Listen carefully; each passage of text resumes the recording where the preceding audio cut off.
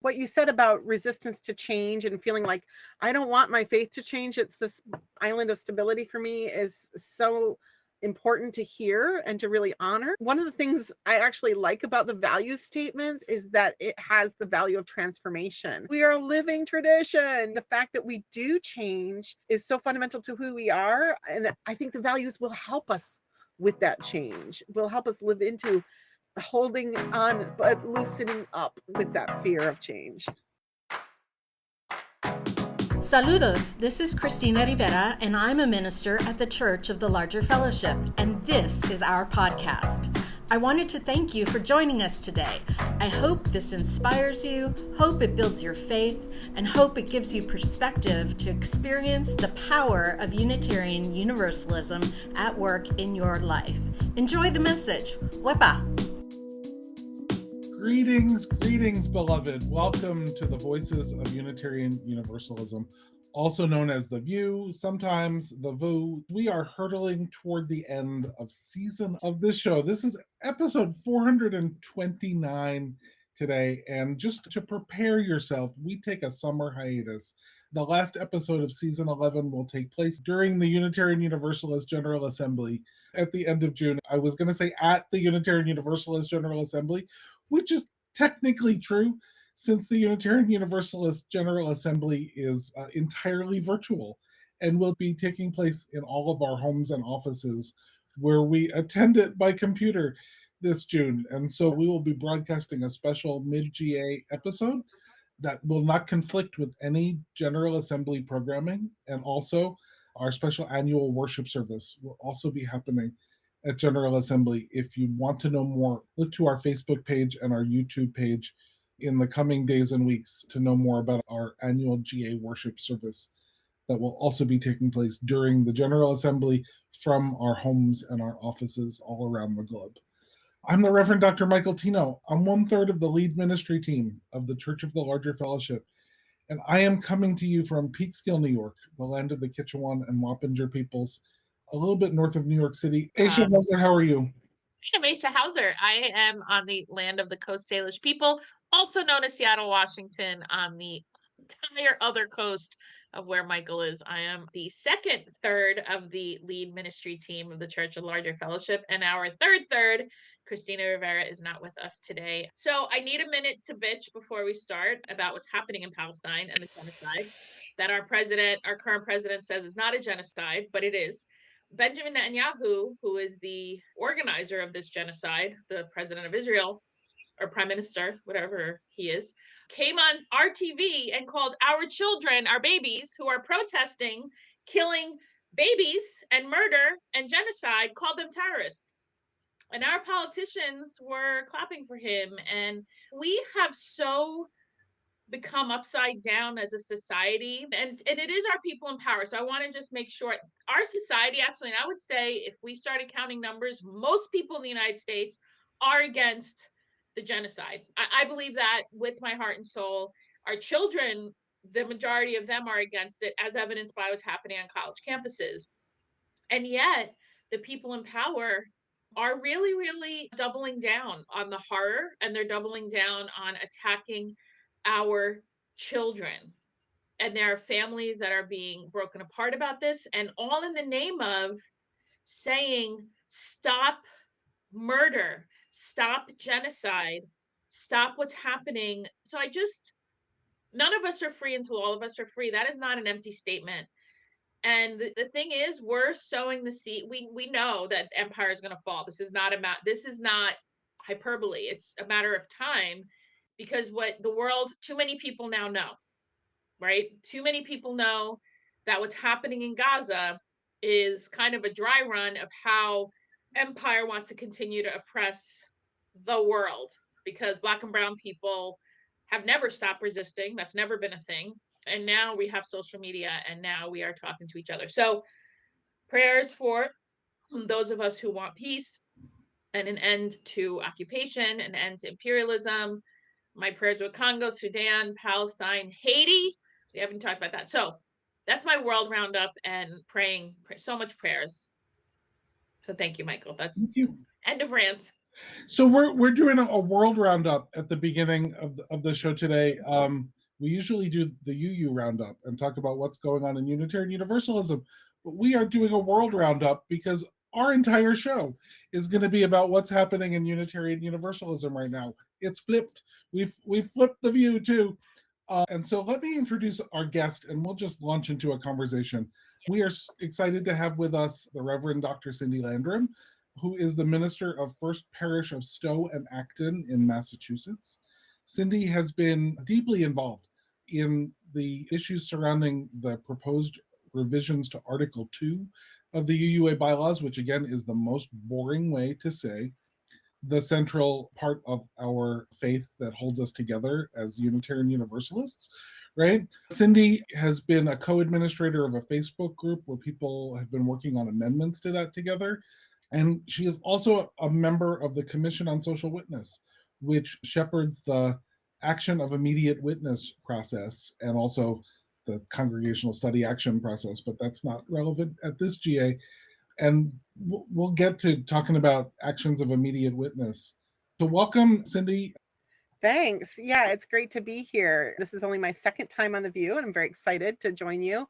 My church sits on the land of Nipmuc, Pawtucket, Massachusetts, and Wampanoag people who occupied that land. We're kind of at a crossroads of where various tribal lands were. Super. So we wanted to talk about Article 2, because if you're paying attention in the Unitarian Universalist world, this is an issue right now. We have for, what's it been now, 5 years, been in a process to examine what is known as Article 2 of the UUA bylaws, the central part of which currently are our principles and our sources, but there are other things in Article 2 as well, which we don't need to spend a whole lot of time talking about. And we do this regularly. We're mandated to do it every 15 years, at least. So this is the annual 15-year regular review, but it was also triggered by the overwhelming vote on the proposed 8th principle, which triggers a review.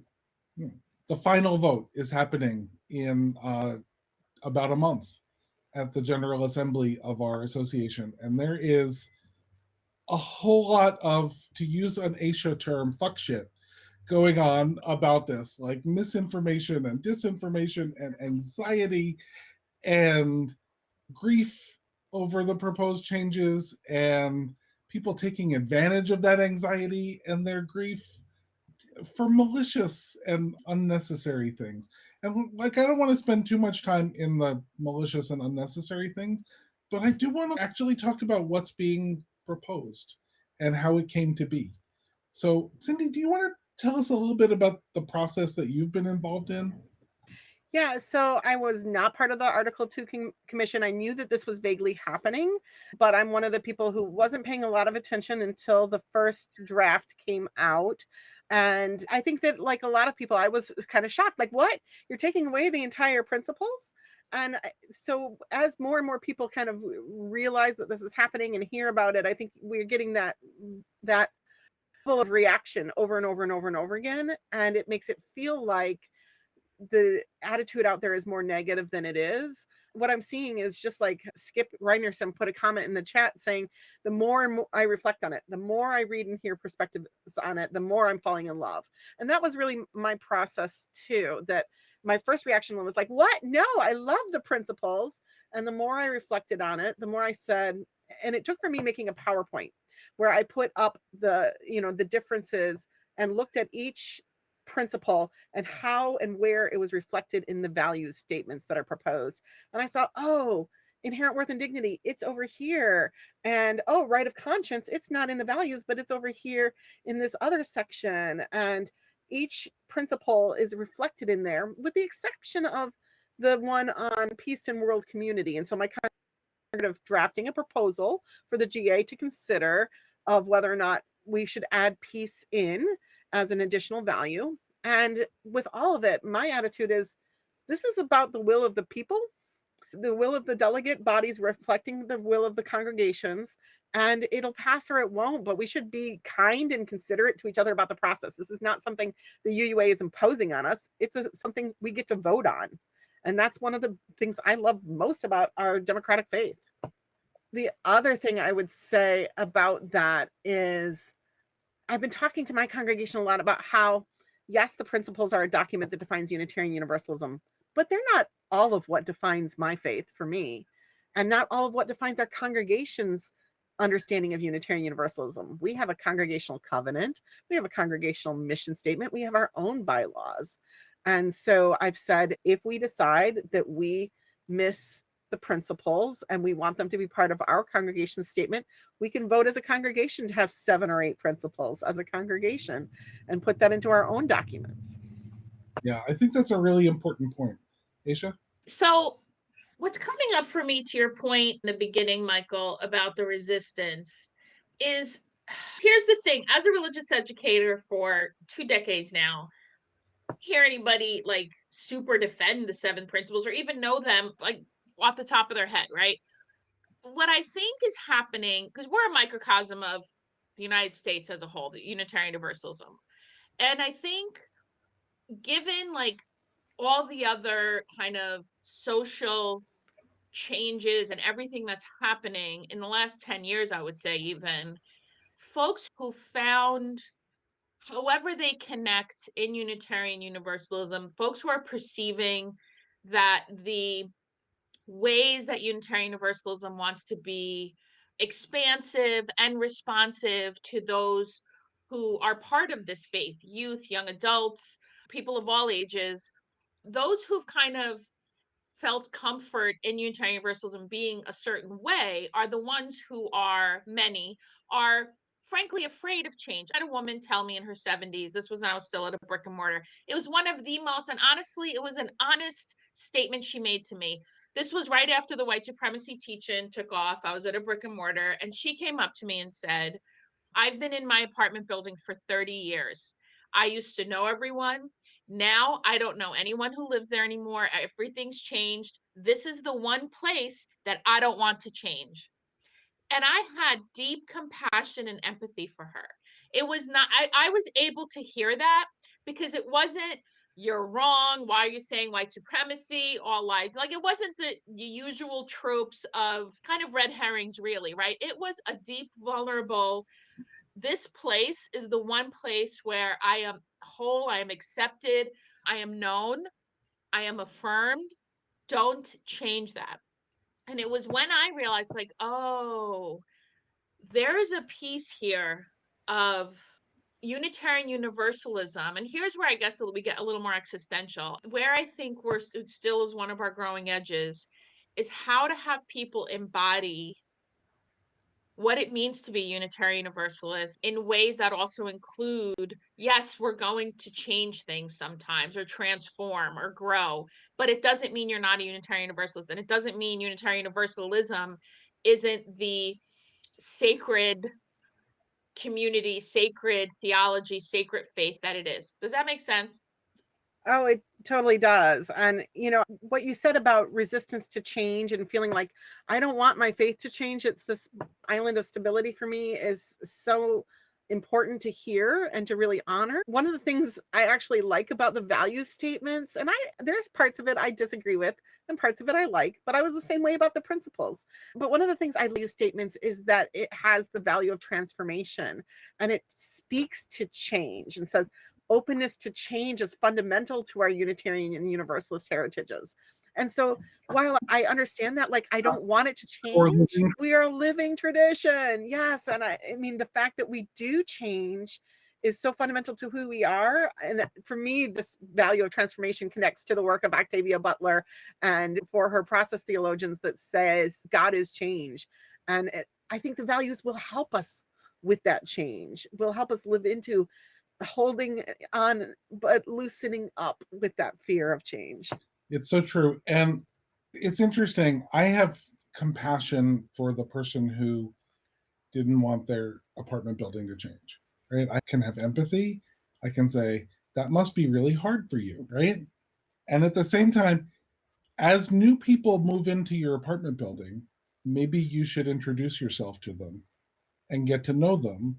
And that way, you never live in a building of people that you don't know, because you're actually getting to know your neighbors. You're actually forming community, right? So I have empathy for people who are grieving principles that have meant a lot to them. I know people for whom walking into a Unitarian Universalist congregation and seeing the inherent worth and dignity of every person was life saving, saved their life at moments of great despair and depths of despair and oppression, life saving. And if you've been involved in the conversation for the last 30 years, like I've been involved I've been a Unitarian Universalist since what, 1993. So that's what, 40 years now, almost. What, 30 years? I can't count, 30 years. And so I've been involved in the conversation just as a layperson in my congregation.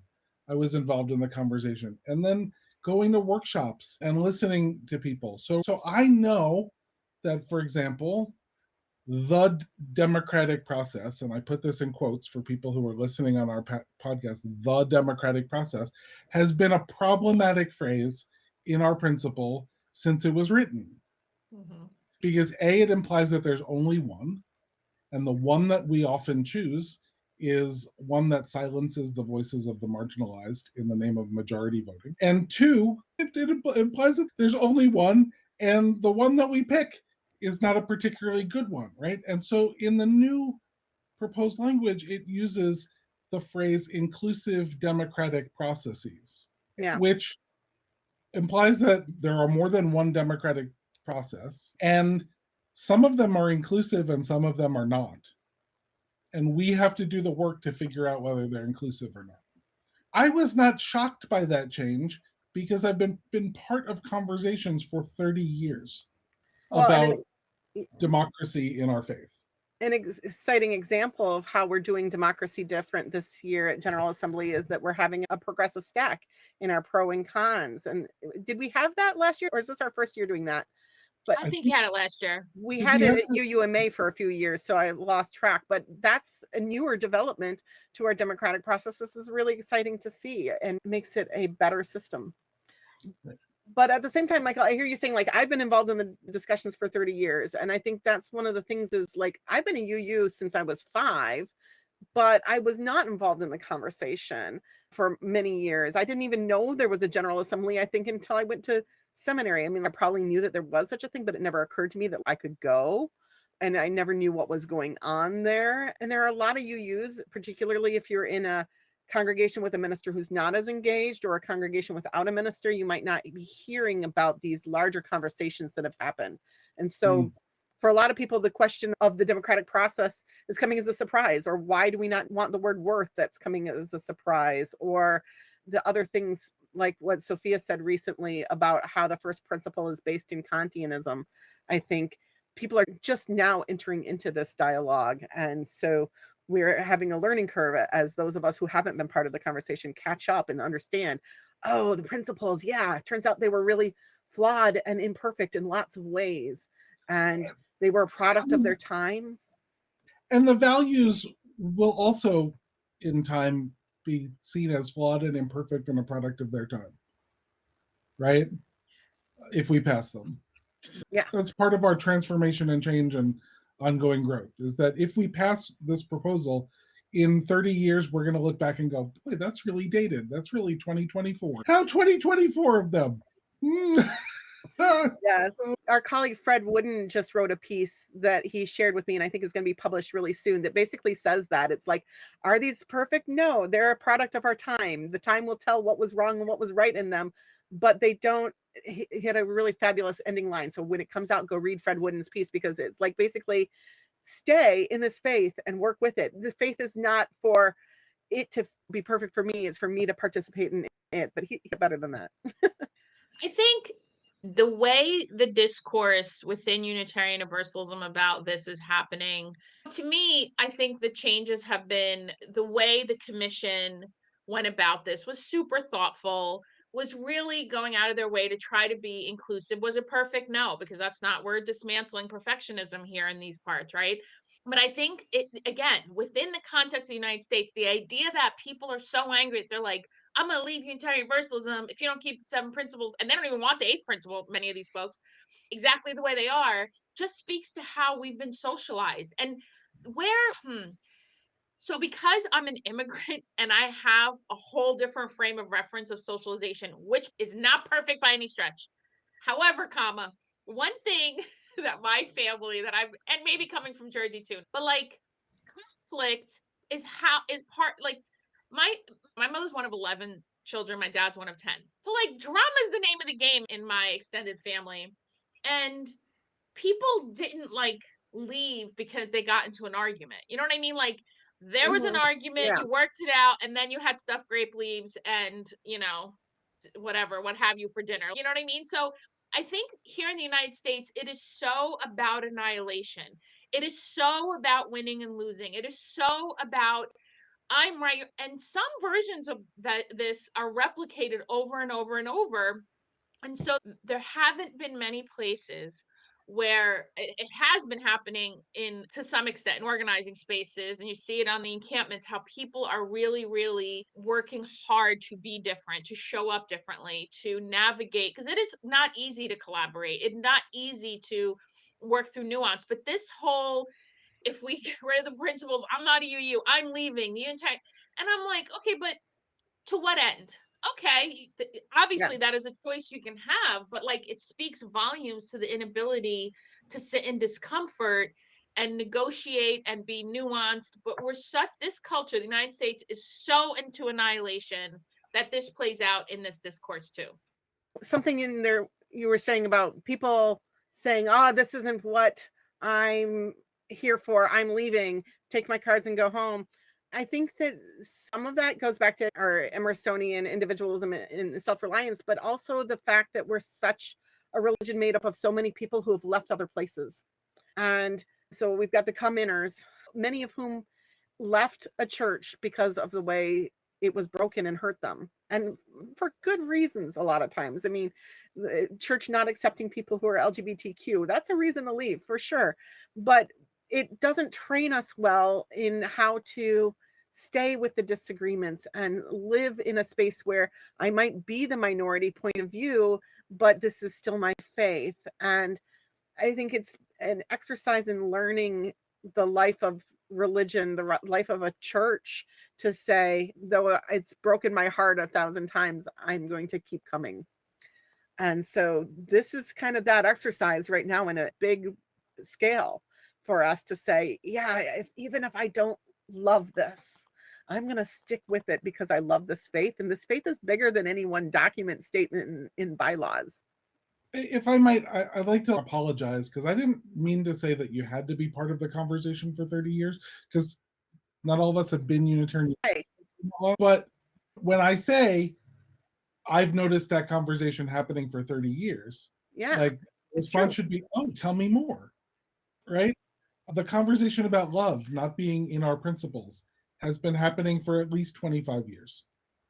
Since Bill Sinkford was elected in 2001, at least that long, maybe longer. I don't know. That's when I became aware of it, that the word love is not in our principles. So, and that's in this whole thing, because when the Article 2 thing came out, and I had lots of questions. Why is this the case? What was wrong with the principles? Like, what are people responding to? Why do we change this? And so I started asking the questions. I had a lot of conversations with DC, actually, about like, hey, what? And DC would say, like, here's a thing about democracy. And I was like, oh, okay, now I get that. But so many times this faith has been a learning curve for me, where I realized I'm having a reaction to something. That means I need to go learn more to understand why our faith is making the choices it has. And every single time that has happened, I have grown and learned from the ways in which I was feeling disagreement with our faith. And I've discovered I'm not always right. This faith isn't always right, but I still have a lot to learn. Thank you. Yeah, Cynthia Townsend in our comments on YouTube says, I believe they're frightened that they will no longer be able to weaponize the 7 principles, which is a really interesting perspective too. And I've seen that happen too. I mean, how many times have you been in a space where the right of conscience was used as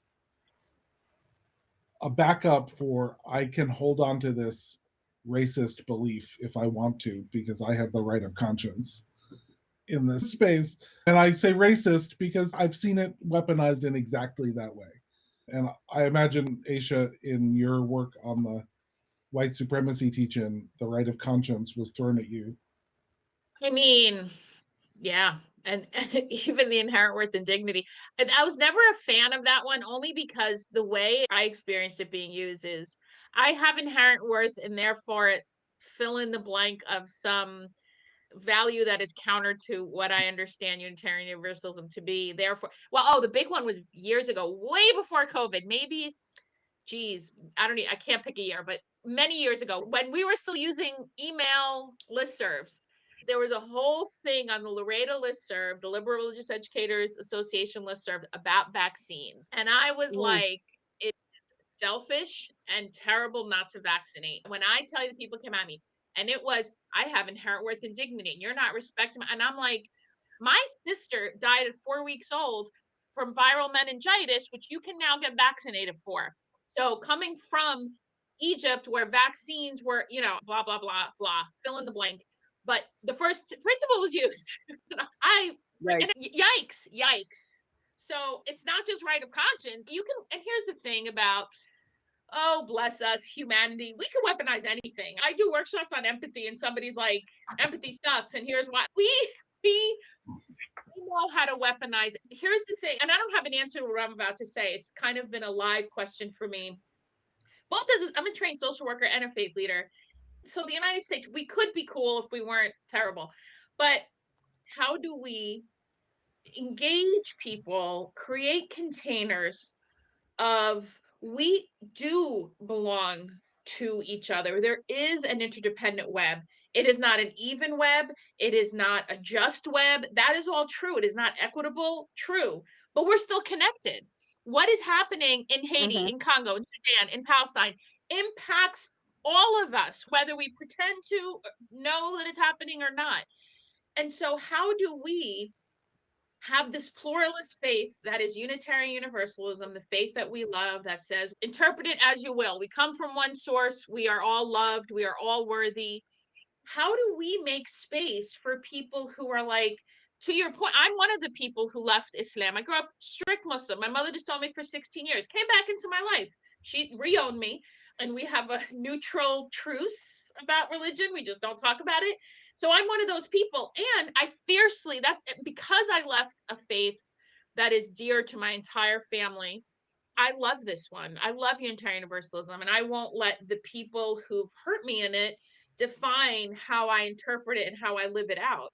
But how do we create the containers is my question to you both. You're both ministers. How do we create the container that models for people, this is hard, don't be mean to each other, we still can have boundaries, and we can be uncomfortable and navigate through the fear of not belonging, the fear of not being included, because in a primal level, that fear is one that says, I'm going to die if I'm not included.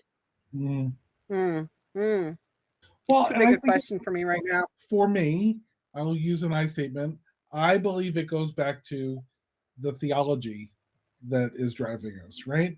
And if we believe that love is at the center, then we are committing ourselves to doing the hard work of love.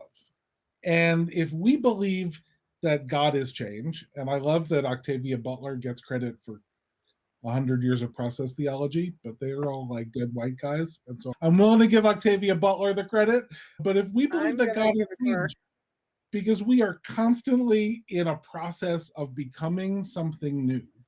That's what process theology says. We are constantly in a process of becoming something new. Then the container has to be, what are you becoming next? Let us support you in becoming that next thing. Let us support you in developing the relationships that you need to become something better, because you're going to become something new, whether it's better or not. One of the things I say about this change from principles to values is that, and I don't know if the container metaphor works so much for this, but what is it calling us to? And the principles are calling us as congregations to affirm and promote. That's pretty milquetoast. Like, we're affirming things, we're promoting things, but we're not actively working for change. And one of the most important principles to me has always been the seventh one, the respect for the independent web of life. And the verb there is respect. And what I see the young people in my congregation is when we say, what do you want to do Youth Sunday on? What's like a pressing issue for you? It's climate change. Climate change won the vote years in a row. And they will point to our principle, but all our principle says is respect. What we are given with these new values is a depth of change in the interdependence one, that it's like we're covenanting to cherish, and we are acknowledging our place, but we work to repair harm. So that there's a different level of commitment to the earth and a different understanding in this principle, in this value. And I mean, word value and principle are synonymous to me, really, but there's a different level of commitment. And understanding it isn't just like we're going to work to cut out emissions, but that it's intersectional. So when it says we're going to work to repair harm and damaged relationships, we have to do all of this justice work together, or we're not going to save our earth. And it's so much more robust for us to engage. Yeah, I mean, it's yes, everything you both are saying, it's so important.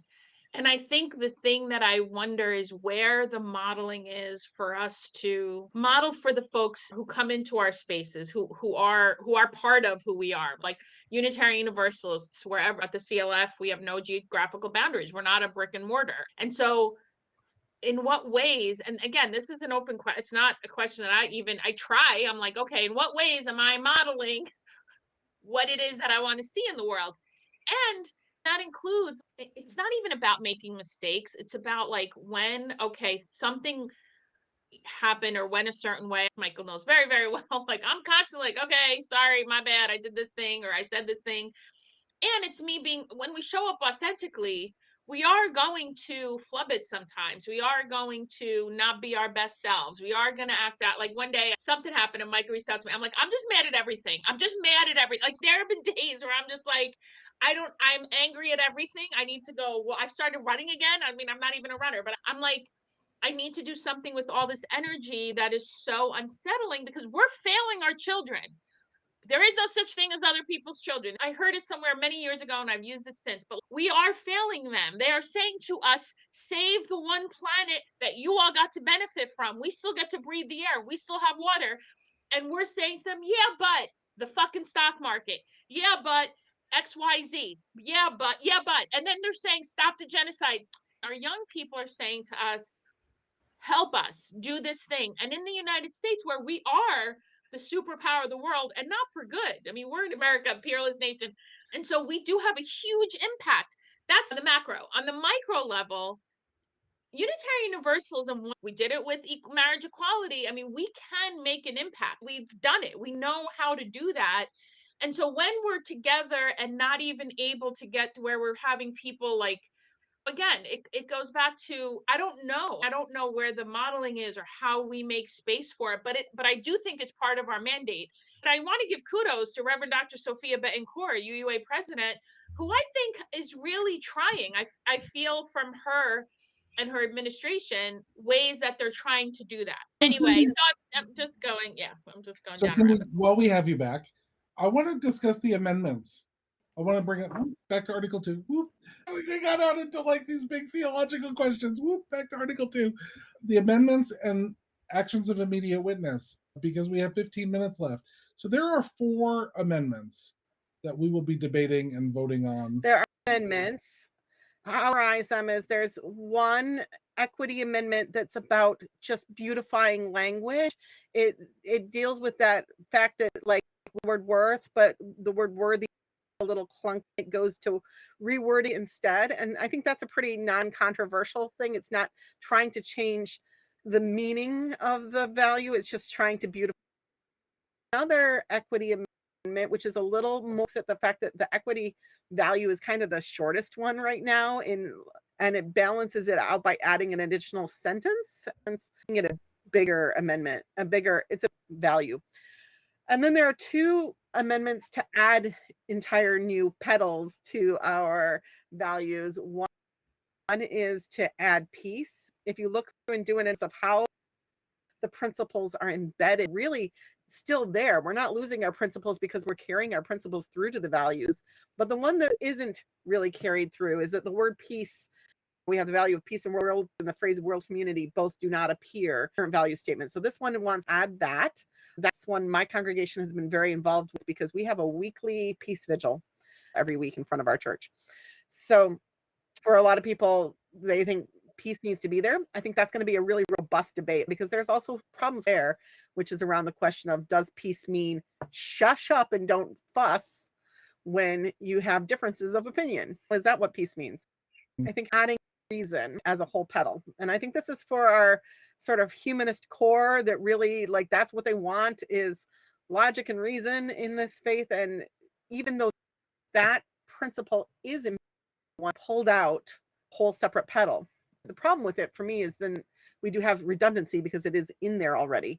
So I would have liked to see it both add and then delete over here. So that's my issue debate. And I think there's like 15 minutes for each amendment. It's going to start with the person who proposed it, giving their summary of it, and then progressive stack. So the first two pros and cons will be people in the progressive stack. With my other hat on, I'm just really excited because I did a lot of work on fat liberation last year. And I'm really excited to see, in the language of who could be in the progressive stack, it includes fat. So that was that as a liberation issue, as a justice issue, that I was really excited to see in this year's rules of procedure, which have been posted, so you can read those now. The nice thing is, one of the changes they to the Article 2 proposal is that the graphic can get amended by the board at any time. So if people are happen to that graphic, have more things added, well, that's adaptable. So actions of immediate witness, I'll tell you quickly, the deadline is cut off, and the only way, if something like big happens in the world, another war breaks out and you need to respond to it. Other than that, you can't submit them after the 26th. We have a clear deadline where the Commission on Social Witnesses feedback, and we've been giving the feedback to the four. There's 4 that have been submitted. What happens then after they're all submitted is the Commission on Social Witness said these meet the criteria, so we put them out there for a vote, and I believe that vote happens prior to GA, so keep an eye out for when that vote is, but it'll be prior to GA. I believe that we will narrow it down to 3. We preliminary vote, place them on the final agenda. And then once those 3 are on the final agenda, each get 15 minutes of debate where people talk about the pros and cons of them. You're going to have one about Gaza. Yes, you are going to have one about Gaza. That is absolutely, we've had one submitted. It meets our criteria. We've already said to them, you've met our criteria, or if we haven't, that email that says they've met forward, they have some time to amend some language if they want to. But we will be seeing that as one of the 3 or 4 or more that are going to be on your poll to vote on. And we will probably have on a future view the people proposing that particular action of immediate witness on Gaza, because one of them is our friend Christina Rivera. So we're biased here. After we know a little bit more about which ones are going forward, we can hook you up with all of the presenters to have them on the view if you'd be interested. Like, that's something the CS, I'm speaking for all of us, to do with to publicize these. That would be great. That'd be sweet. We love the Commission on Social Witness, who tries really hard and navigates arcane, complex bylaws and things.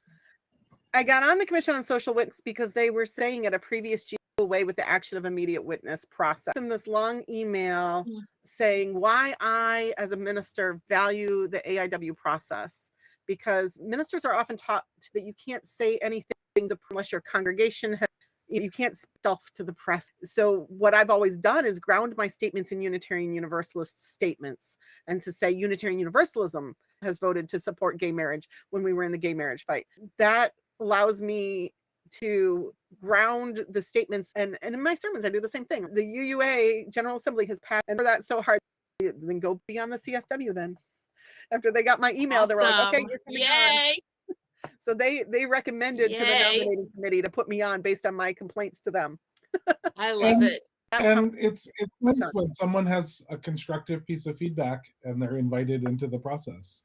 Yeah, Right. it's really true. Well, what would our faith be without actions of immediate witness? Let's be real. Like this, to me, it's faith in action. Otherwise, we're a thought experiment. Come on, folks. That's part of us being responsive to what's happening in the world around us. We're not a country club. Can I tell you, I said that a congregation I served was a country club, and a white woman said to me, that's a microaggression.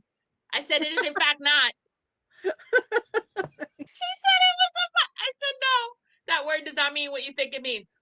So Oh yay my. you for saving actions of immediate witness. Cindy. Yay! Yeah, now we're working to bring back the statement of conscience process, but the deadlines that are like to have things proposed by fall for study action issues.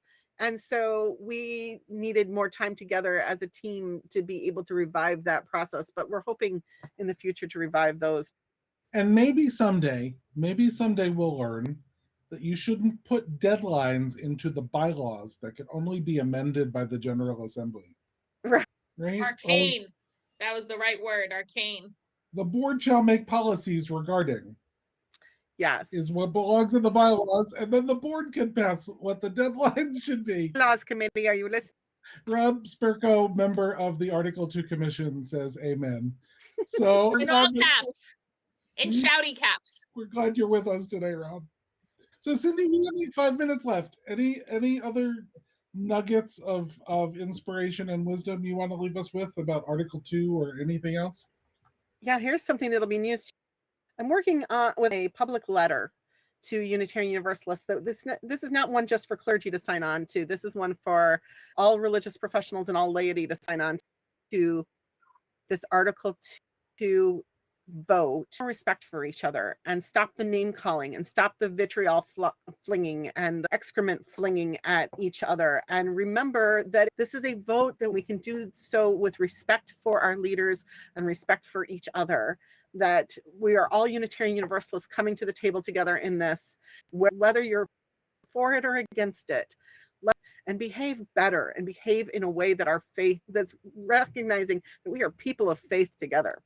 So that's a public letter that I and some others are putting out, just kind of say, let's tone here, folks. Yeah, yes. Maybe we can stop calling the president of the UUA hideous names.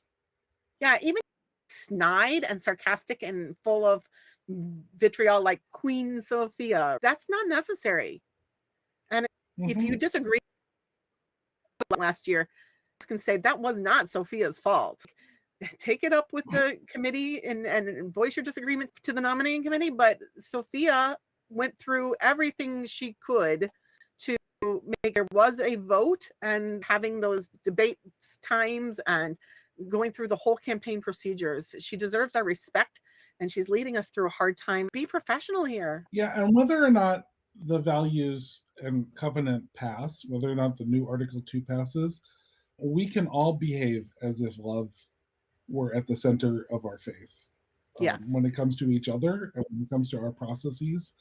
I might just get the flower tattooed on my arm, whether or not it passes. That will not be my first tattoo, believe me.